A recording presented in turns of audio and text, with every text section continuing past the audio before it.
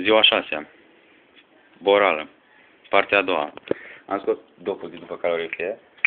Avem de casă sticla cu cârnați, hârtie igienică și o picătură de santal. Santal, nu? Da. Așa. Urmează alunele lui Carp, care le-a desfăcut marți când am venit. Și au rămas până acum.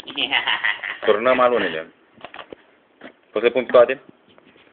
Da. Pune Filmează. cât mai groasă. Așa.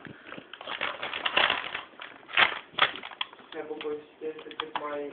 Nu.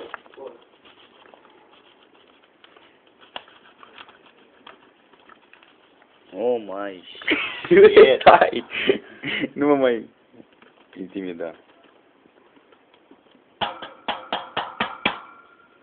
Gata. Avem alunițele ăla. Deci, maică mi-a dat alune Felix. Ei bine, astea sunt noi, dar sunt bune de pus în borală. Turnăm câteva. Puține, ca să mănânc după aia. Ce? Stai că pun câteva. Să aibă consistență. Fasole. Gata, are să mâncăm. Așa. Cum se observă, avem o muscă aici. O luăm și o punem și pe ea în borală. Veronica, eu... Pauză. Apoi o avem pe Verona, musca pe care am omorât-o când jucam Remi. Se observă că este o muscă gigantică. Și este încă vie. Și este încă vie, dar nu pentru mult timp. Fac în borală. Pauză. Deci am mâncat ca jitele și animalele proaste și au căzut pe jos firmituri și bucăți de napolitane, eu mai știu ce prostii.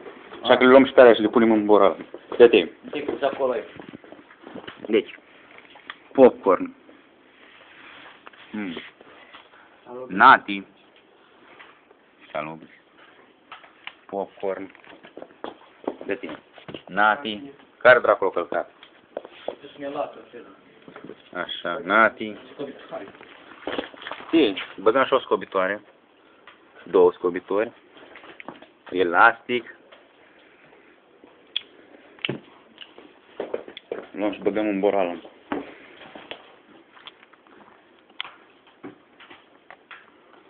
Trebuie să mă scol cu mâini.